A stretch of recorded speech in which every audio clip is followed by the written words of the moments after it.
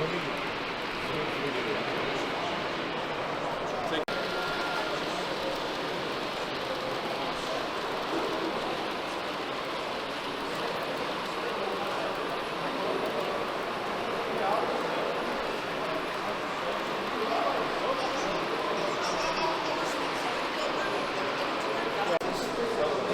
different. Well, it's so different. Yeah. And the people can see it. People can see what it is. They go, oh, I've been in milk kids.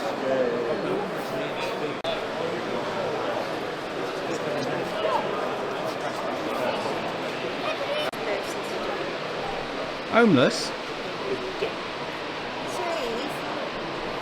not you. Davey's been abusing me. Can you What sort of backdrop? Do you want to get inside the layout? Yeah, actually, I've just got some messages of our team back at base, and they're asking if Pete can do a little sort of walkthrough on his train set. Is that something that you could do for us? Just tell us a bit about it. Yeah. Might be sort of follow him, but You can get in there. See the plates for the stations? Yeah. They're worth more than the nameplates now. Because one of them went last week for 15,000 quid when a famous namer couldn't sell for 10.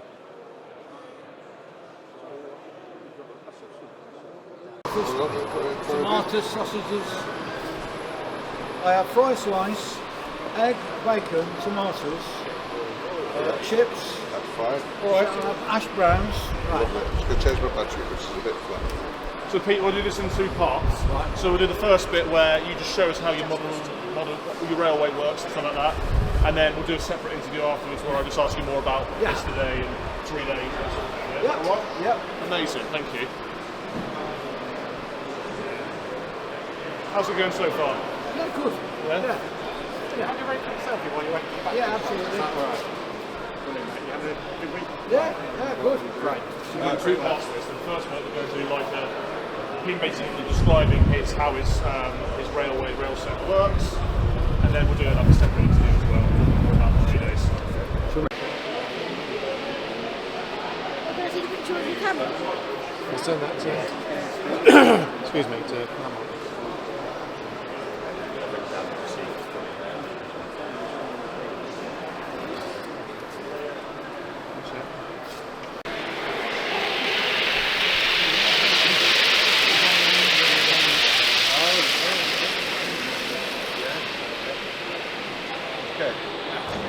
Back of it, just be on this box.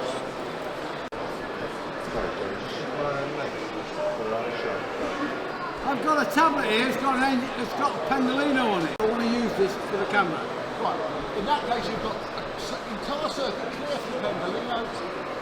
Am I? Yeah, you're good to go, mate. I'll give you a little bit of a question to start you off, or you can just start yourself off. I don't really know. Where is it? Hang on. It's in the platform, just leaving. Take it round. Oh, right. You're fully clear. Right, here we go then. Okay. So Pete, tell us a little bit about the train set here that we've got in front of us.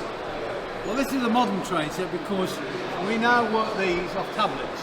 So it's not the old knobs on the controllers. And we do it like this so the kids can really work this layout, because it's about them playing with the layout. What we decided to do was build Milton Keynes as it is now because of the Superman movie. Because all the kids knew the Superman movie. So all the lights are in, and it's a scale model of the whole station. It's all hand built. Down Stubbers up from Ting. That's a modern phenomenon. People say speed doesn't matter, but when you travel like I have every week or every day some days, for 60 years, and it used to take 2 hours to get from Coventry to London, and I can now do it in 2 hours from Warrington. It changes the world. Not as if, like on the real thing, yeah? All right, so I'll start, yeah, okay. I'm indoors now in a huge hangar where you can buy every kind of gauge of train track and model train you want to buy. With me is Pete Waterman, the music producer legend, but also I know you so well for your trains now. That's what I'm known for now, yeah. It is what you're known for. Like Rod Stewart, he's moving from music to trains. Absolutely, that's old age. So look, before you tell me what we can see, I want to hear it. So let's move a train here on the track. that sound. Now, what was that? That's a Class 37 with its power unit plusing up. And you can hold that in your hand just so people get a picture. It's a Yes, model. yeah. What gauge is your rail? This I is know- 4mm, double O. Now, if I thought about setting up a model railway at home, and I realised I got stuck on the gauge, it's like it's one of the most. This people is the get most furious popular. about it. Well, this is most famous. Would This you is go double O. wider? Well, I've got O gauge at home. If you've got a big home, you go bigger. But this is the standard. Okay. 4mm. Well, so if you walk just down go- here, so we're going- must it's all be- in 8-foot sections. Takes 2 lorries, and it weighs. So we're all getting a bit old to, you know, to. seriously, oh. Two trains passing each other. One has about 12 carriages. This one's moving more slowly. Why That's do they hoot their horn? Is that greeting or? No, that's to warn. They're warning. That's by the ice rink. That's the ice rink at Milton Keynes. Oh, the ice rink. So that ice rink Yes. is a real place. Oh yeah, this is absolutely You real. can't make up a place. From here Yeah. to there, that scale. Okay, because I can see 6 cows. I've got. They're the concrete cows, of course. And the detail's amazing. You just down here, no bigger than a match head, is a tiny yellow box. What's that? That's to count the axles. That's every time a train's passed, that they count that all the carriages are there. They make sure they're not running hot, and they make sure the train's complete. I never knew that. In the old days, they had red lights on the end. They don't need them anymore. They take care of it. Now let's just turn around here and see our brilliant. Come on, Emily, come on. This is Pete Waterman. He owns it. Hello. How you doing? What do you think about this? Isn't it great? It's amazing. My husband is a model railway. Oh, okay. So you're looking at tips here. Yeah, definitely. I'd like to get Pete to come and look down model railway at Ulster, which is fantastic as well. And how do you measure the scale? Do you talk in terms of trains or the sheer size of the baseboard or what? I just like all the intricate details that go on. It doesn't matter whether it's modern or whether it's old-fashioned. You know, it's just been a fascination for me. And I don't need to introduce you to Pete. You know exactly who this is, don't I you? do, yes. Yeah. He doesn't know who I am from either, but yeah. So you're here with your husband, but I'm sensing a bit of love for trains that you have as well. It's more hobby than something. Well, you've got an endless supply of Christmas presents in this hangar. My goodness. What's the next Christmas present for your husband? Well, it's their fault. I had a model train set when I was a little boy, Yeah. and it all got packed away when I was about 10 or 11. I had nothing to do with trains for 50 odd years until my 50th birthday, or 40 odd years until my 50th birthday. They bought me a train set. Big and mistake. then it's been, I've been building model railway ever since. So this is your mum. This is your wife. Sorry, because you said she bought you a model They train must, set. yeah, from my 50th I was birthday. trying to work out. You look terribly young to me. She bought you a model. Okay. All the right. family did, yes. I was I'm worried confused. I'm confused. I'm confused now. Come on, I'm confused. Thinking my wife's going to turn up. Anyway, look, passion is everything. Yes, Pete, it's all about passion. It's about passion, lifelong passion. Keeps you young. Well, it's so nice to see the love here. Thank you so much. Thank you.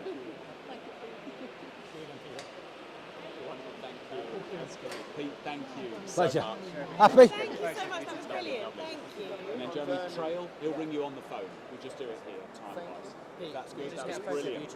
Yeah, sure. I've got this oil on my face. Thank you. Brilliant. I got so confused because I thought that was his wife. And then he said she bought me a railway set when I was 5. We're in a Coldplay situation. Come on, I was just going to say. I was going. I think we might not be able to put that in because that went so wild. That's the way it works. I know. You know that Coldplay moment when I used to do the Hitman and Her? So they'll ring you. We used to Yeah, start they'll the ring show. you. If you're not with your wife, stand apart now. And if you're on probation or you're on the run, leave the building now because the police are watching it. Yeah. And they did. They used to catch them on there. Yeah. Right, you finished with me? Thank you so much. Thanks, Pete. Pleasure. So, Dave, when I was a little lad, Yeah, I was fascinated by places like this, right. and I used to sneak in when nobody was watching Right. with a spanner and take bits off the engines because I could get £0.50 for them at school. £2 for a nameplate if it's a rare number plate, or a shilling. These are the shed plates that are on the front, or a shilling if it was a standard one from local. So if we come round here, this is what my collection led me to. So unbeknown to me, not only was I the only person collecting memorabilia, but there were lots of us. And look, all these barmy buggers in here are about as balmy as me because they got as many scattered around my bedroom. My mum thought I was absolutely bloody daft. Right? Not another piece of that bloody junk piece. Put it in the bloody coal house, for Christ's sake. But I've brought you around here to show you some very special stuff. This here, this section here, look at the dates on these plates. Right. 1889. Look at that, 1879. 1619. Oh, 1884. I mean, 1870. I mean, this is unbelievable. These were found under this site when they were rebuilt at the Loco works. So these are all original? They're all original. Real. They're not replicas? No, they're originals. I mean, this is, for a historian or a collector, they're priceless. Right. Because you can't value these. Because we never thought we'd see anything like this. We really didn't. Because they're gone in history. We'd see brown and white photographs that we would get magnifying glasses out to look at and hope that we could see what the markings was. Because we were making model engines of these, boiler new in 1905. No one had seen that pattern before. I've got one photograph where you can just see it on the smoke box saddle. One. And lo and behold, that came out a hole in Derby locomotive. Yeah, no, it's... And that's why I brought you around here, because, yeah, we are crazy collecting this stuff, because at the end of the day, it's just brass or aluminium or steel, but it's the history. Yeah, right. It's the fact that somebody over 150 years ago was holding that in this place. And they had no idea in 1876 of what a modern world would look like. They probably all wore, whites. They probably all had beards, and they probably earned three bob a month. And you look at this, and now we can find these what we call totems, which are the old station signs. They go for more money now than the nameplates do of steam engines. Really? Yeah. Yeah. Totems now going for 10,000, 8,000 regular. Is it just supply and demand? Well, there's only so many, obviously, station signs. It's a strange one, isn't it? Yeah.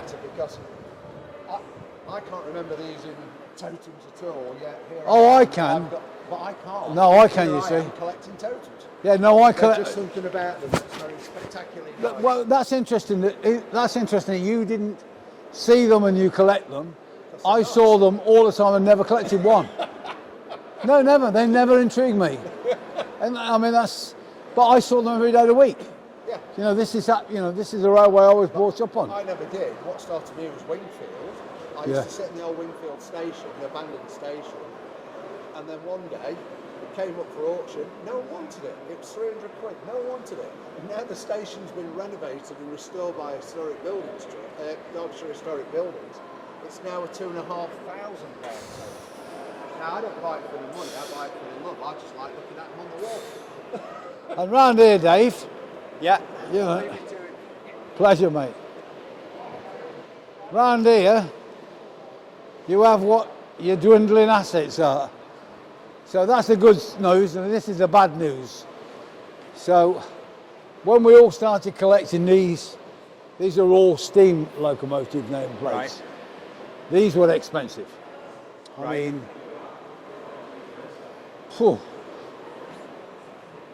the King Arthur class would have been £10,000, £12,000. Right. Life Guardsman, £10,000, £12,000. But we trip over these in your barn, don't we? Yeah. These are this Edward Elliot Islands and the Herbert Walker. They were Jubilees. They were probably £7,500. You'd be lucky now to get £3,000. Alfred the Great's off a Brit. That would have cost you £8,000, £9,000. You'd be lucky to get £5,000. So why have they dropped in value? Because nobody remembers them. Right. The diesels that we all remember. So these have gone up. So as you know, I've got lots of the regiments and the peaks and the, you know, and the electrics. They've gone up. Right. But the steam's died. I mean, to be honest, honestly, there's some good plates here. Right. You know, it slightly saddens me to watch, you know, some of these plates fall the way they've gone, because it was never about the money to me. It was about the history. Yeah. So what we've realised now is, for most people, it was about the money. Right. Sad, isn't it? Mm. Reality. Yeah, it is, but it's. I mean, that's rare. Cyclops. Right. That's off a class 47. I haven't got a 47, what I call plate, proper plate. Got loads of 47s, but not on the old style Western plates. They used to go. I used to buy these from Collector's Corner every month for a couple of £100. Right. And you want them, by the way. You want them straight off the engine. Okay. You don't want them polished new. Okay. So the rougher they are, the better. And I've got a lot of rough ones, I tell you.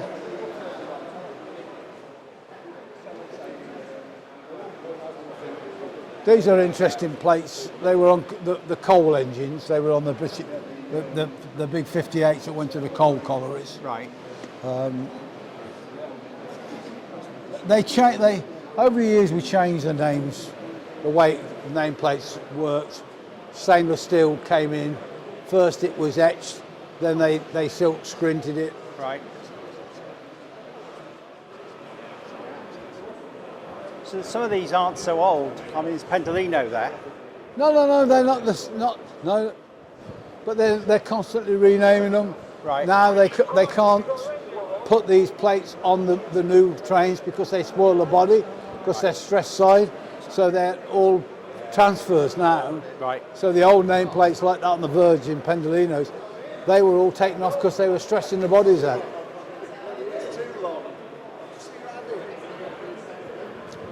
Yeah, a memory of lifetimes. Indeed.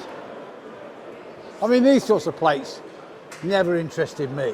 Right. There's a big market in these, but that's the Thunderbirds and the railway market. Right. I've never been into Thunderbirds, so I wouldn't give you a fortune for one of them. This is a bit of a reflection weekend for me, because obviously I know nearly everybody that's here for 14, 50 years, and I've been on this site. And at one time I was going to take over this site for British Rail, and did actually bring all my staff here, only to find the office that British Rail had put us in was full of rats, and they had to move us back to Eversholt Street. But I think I want to show you something that I'm really proud of. And I really am proud of this, because you do things in your life not for any other reason than you just feel it's right to do. You just feel you have to do it. And when, obviously, I started my career, I commuted from Coventry every day because the new electric services had come in. And I could do Coventry to Euston in an hour and 5 minutes, which meant I could live in Coventry, work in London, not pay London prices for a house, and I could go every night and still DJ. I could be back at the club at 7:30, 7:45 at night. So it was, for 10 years of my life, I travelled on an electric service. So when I was going one day to Manchester, and I saw some of the first electrics being towed on the back of a lorry to a scrapyard. And I looked at the way we preserved engines in the past, and I was determined that we weren't going to preserve electrics in the same way that we preserve steam engines. I was determined that if I could do anything, I would make sure that young people understood just how crude the first generations of electrics were, and how different they was. Now we're going to show you two of the engines, the five that I preserved, to make sure that we can now see what the original electrics look like. So my favourite is this one here, but we'll come back to that in a minute. So the first generation of electrics, they were called AL1, 2, 3, 4 and 5. And they were built like that, 1, 2, 3, 4. And they were all different types that were used to experiment with the overhead 250,000 volts. This one was one of the last ones I preserved. This is a class 83. And to me, this is beautiful. This is one of the North British ones. This was, I think, I'm looking whether it gives you the history here. Anyway, this is a Newton Wood. This has got a unique bogey. And I wanted to preserve it because, to me, just that bottom end was nothing like we'd seen before. It was nothing like the DMUs, it was nothing like steam engines. So I thought, right, I'd already preserved the Class 81 by this time. And I'm saying this, I'm doing this because I said, the one thing I'm proud of is we can now look back at the Class 81, the 82, the 83, the 84 is in the National Railway Museum, and my favourite, the 85 is down there. Nobody wants to preserve these. I've just written a book about how difficult it was to buy these off British Rail. They all had asbestos in them.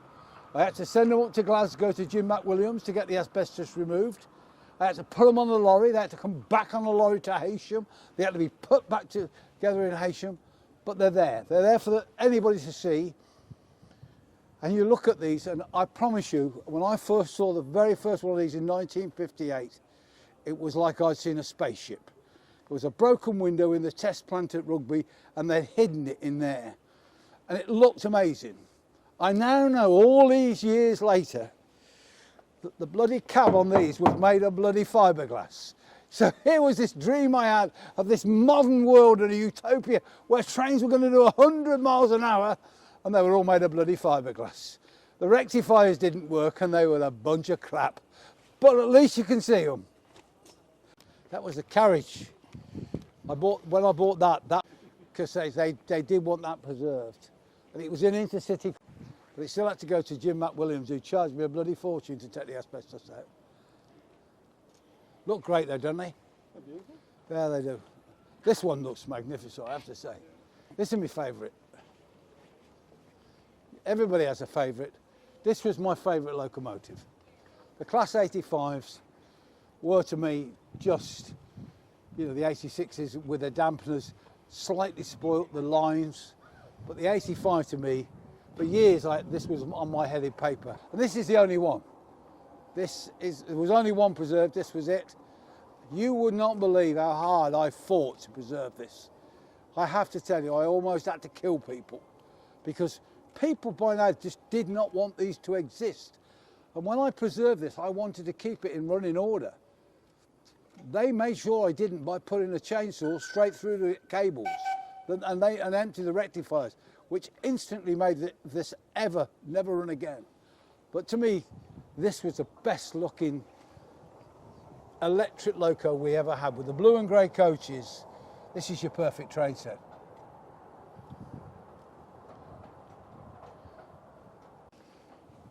The great crew went out and bought a chainsaw and put the chainsaw through all the cables so I couldn't run it.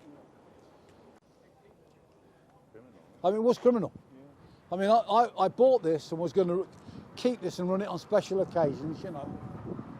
Made sure, cut the cables and empty the rectifiers. And once you empty the rectifiers on these, they're finished because they rust. Yeah.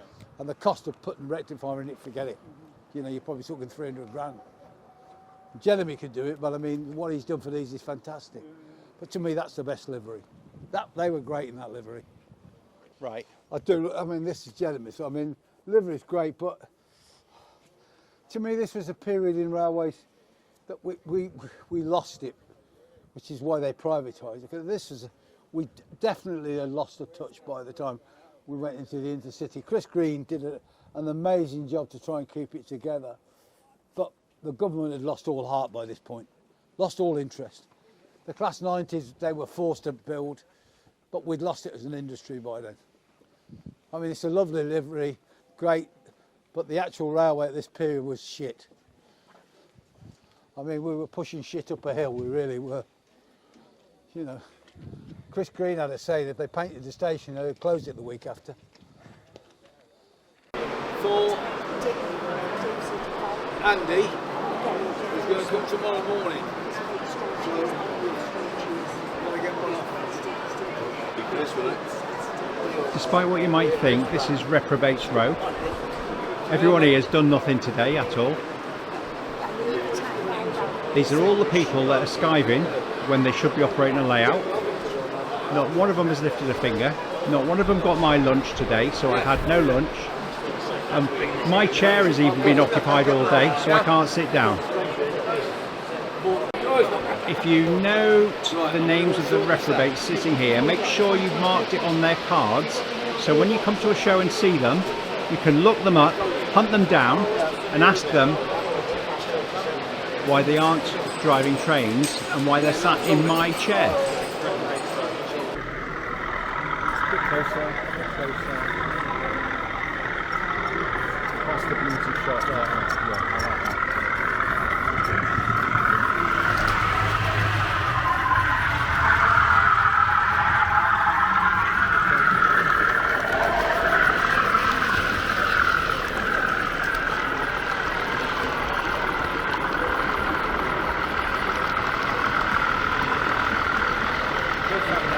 Sorry guys, that's alright. I just had to track this with the camera because it's a bit of a pain.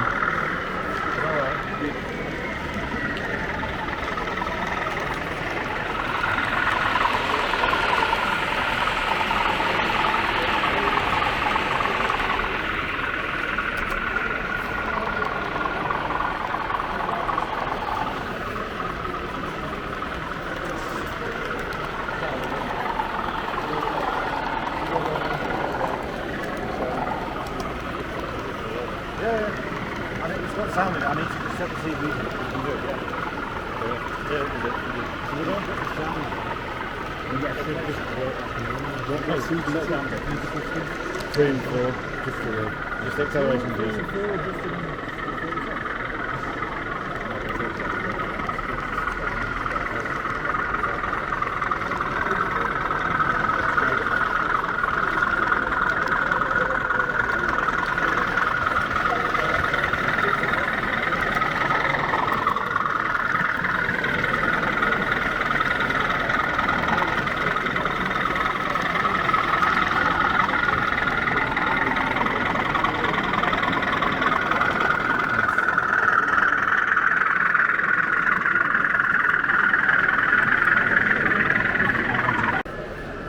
Business.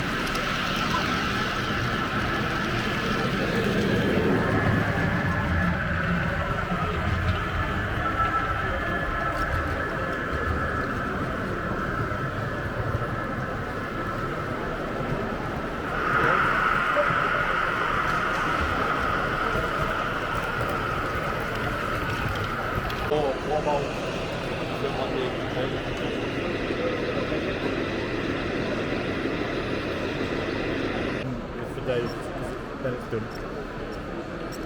So we play me. Right, let me get in front of the camera so I'm not here.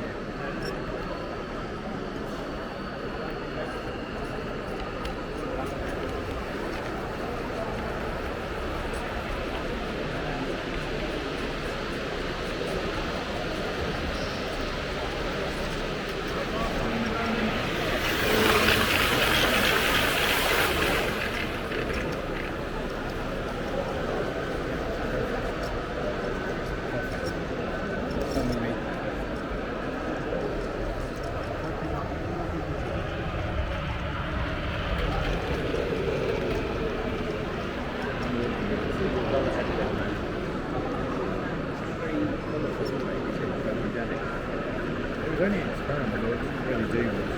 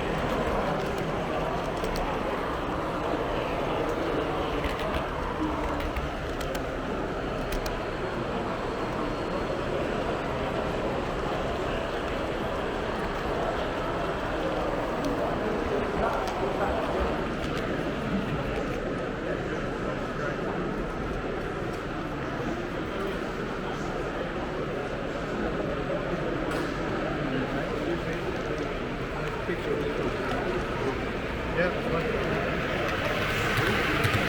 I'm not driving, I'm driving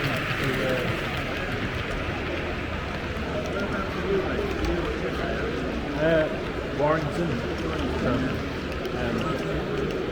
So if you were down our way,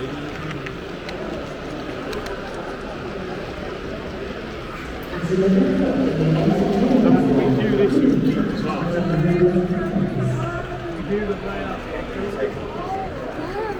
That's why I ran in front of it. That's it, you can see. That's 60. Yep, and then what? That's the 80. Yeah.